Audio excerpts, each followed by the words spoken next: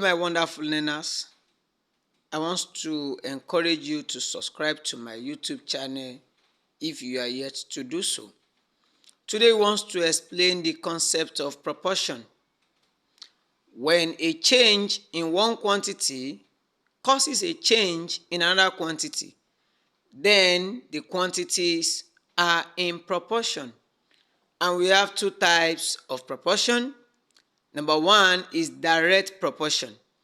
This simply means that when there is increase in one quantity, there will be increase in another quantity. And if probably we have decrease in one quantity, then there will be decrease in another quantity as well. The second type of proportion is inverse proportion. If one quantity increases, the second one decreases. Or probably if one quantity decreases, the second one will increase. It will be the opposite. Thank you.